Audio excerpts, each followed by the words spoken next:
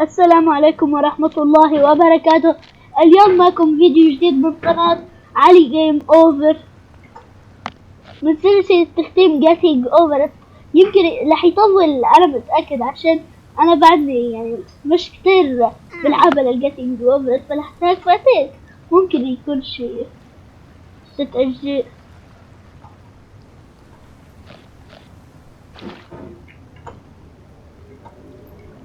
بهذا الفيديو مش رح احكي كتير عشان انا بحتاج لكتير من التركيز.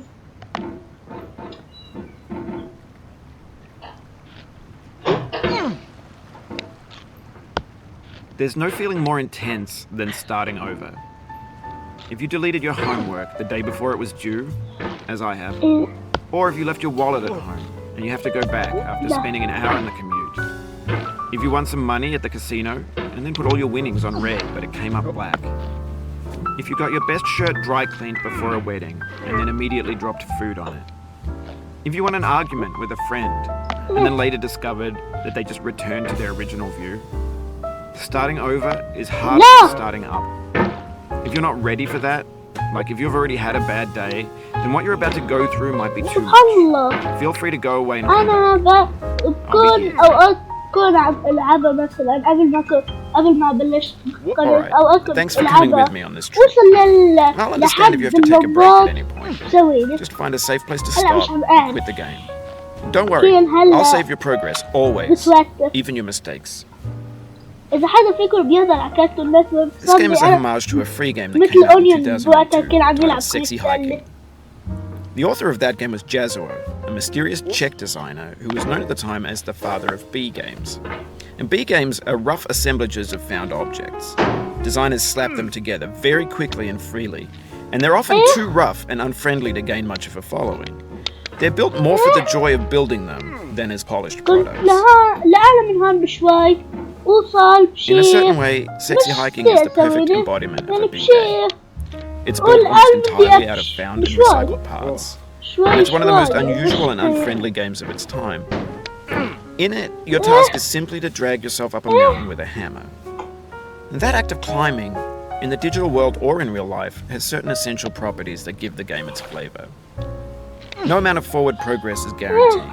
Some cliffs are too sheer or too slippery. And the player is constantly, unremittingly in danger of falling and losing everything. Anyway, when you start Sexy Hiking, you're standing next to this dead tree that blocks the way to the entire rest of the game. It might take you an hour to get over that tree, and a lot of people never got past it. Prod and poke at it, exploring the limits of your reach and your strength, trying to find a way up and over. And there's a sense of truth in that lack of compromise. Most obstacles in video game worlds are fake. You can be completely confident in your ability to get through them once you have the correct method or the correct equipment or just by spending enough time. In that sense, every pixelated obstacle in Sexy Hiking is real.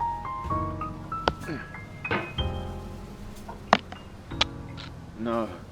Oh, you just lost a lot of progress. That's a deep frustration, a real punch in the gut.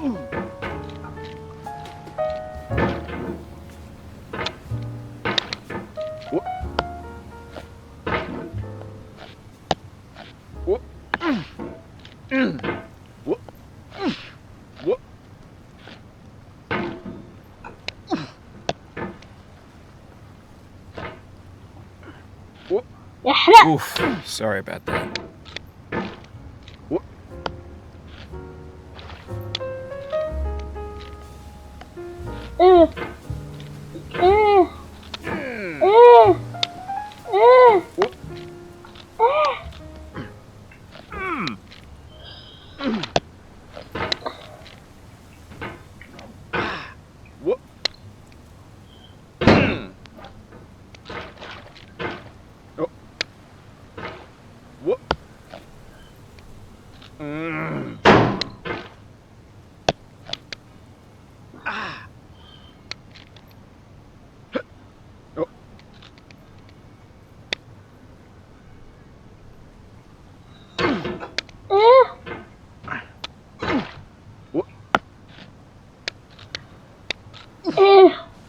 أخيرا. ها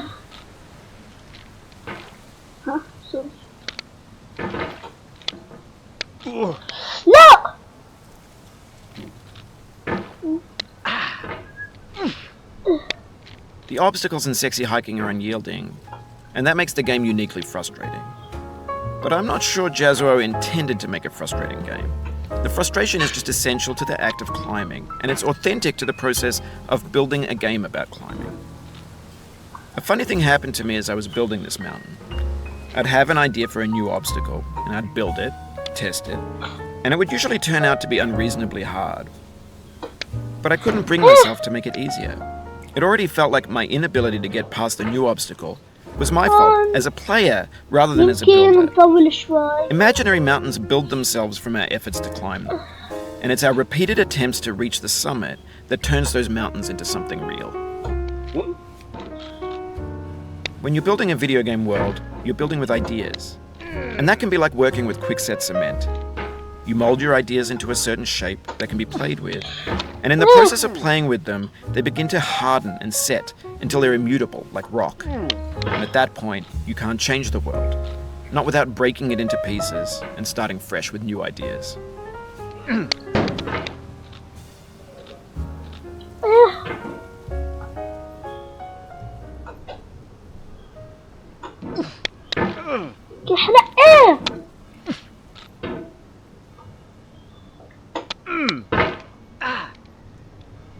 هن مضايقينه مش انا شغال اطلع عم يتعاملوا علي عم بيقولوا هذا اليوتيوبر نحن ما بدنا نخليه يطلع الارض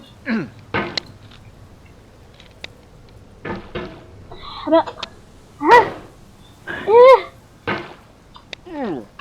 لا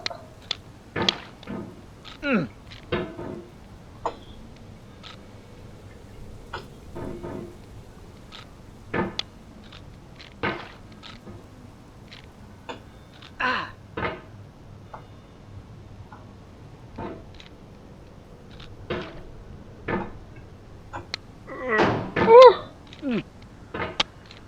لا لا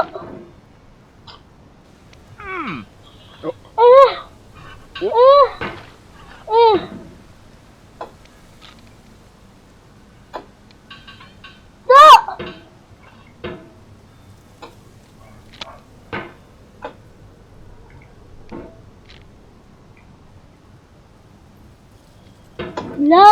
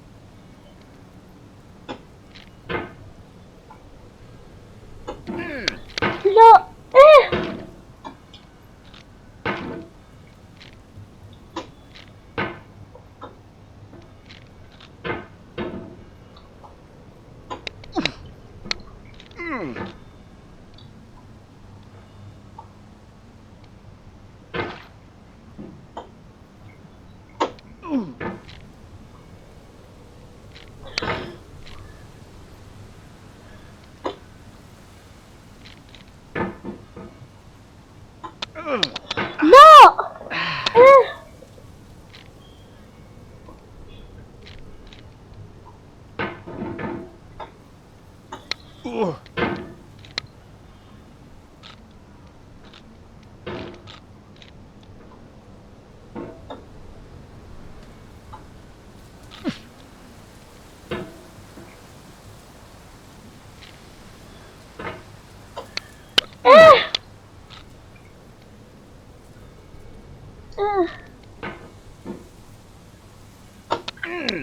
يحرق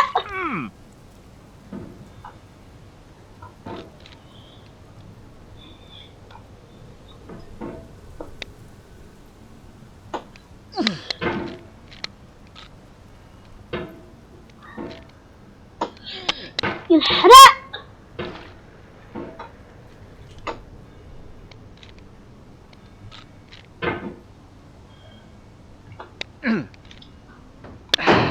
لا وصل للأولى بتهدف فيها بس تاني يا الله يمكن عنه.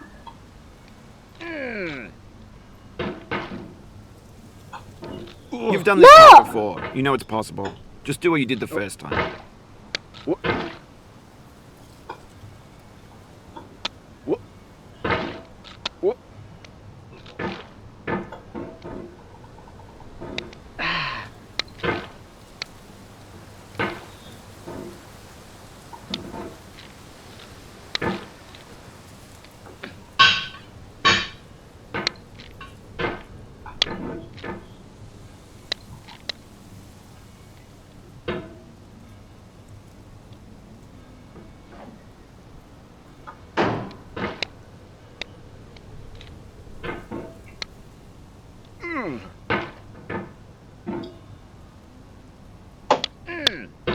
حرق.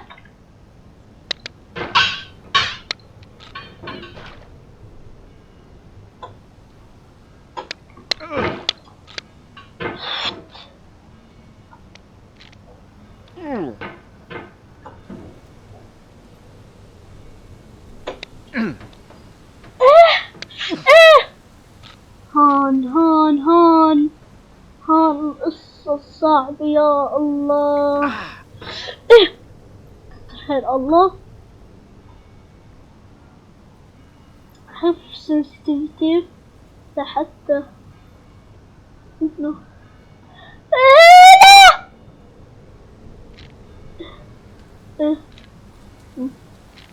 لا.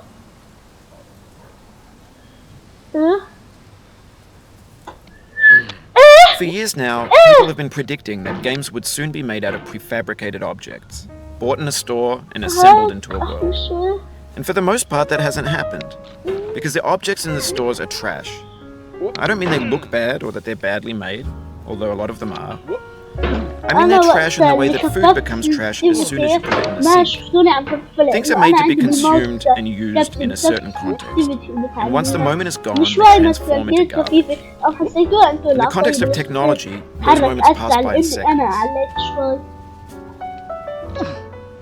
Over time, we've poured more and more refuse into this vast digital landfill that we call the internet. It now vastly outnumbers and outweighs the things that are fresh and untainted and unused. When everything around us is cultural trash, trash becomes the new medium, the lingua franca of the digital age. And you can build culture out of trash. But only trash culture. Be games, be movies, be music, be philosophy.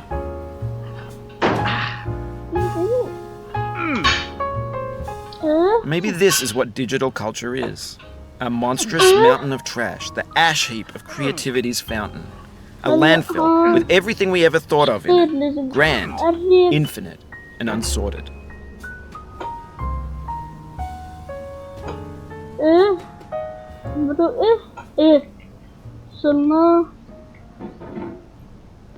وصلنا وش هون هلا تعلم. There's 3D models of breakfast, Gen X's fan fictions, scan magazines, green screen Shia LaBeouf, banned snuff scenes on LiveLeak. Facebook's got lifelike bots with unbranded adverts and candid shots of Kanye and Taylor Swift mashups, car crash epic failed GIFs, Russian dashcam vids, discussions of McRibs, discarded, forgotten, unrecycled, muddled, rotten, untitled. Everything's fresh for about 6 seconds, until some newer thing beckons, and we hit refresh. And there's years of persevering, disappearing into the pile, out of style, out of sight. In this context, it's tempting to make friendly content that's gentle, that lets you churn through it but not earn it. Why make something demanding if it just gets piled up in the landfill?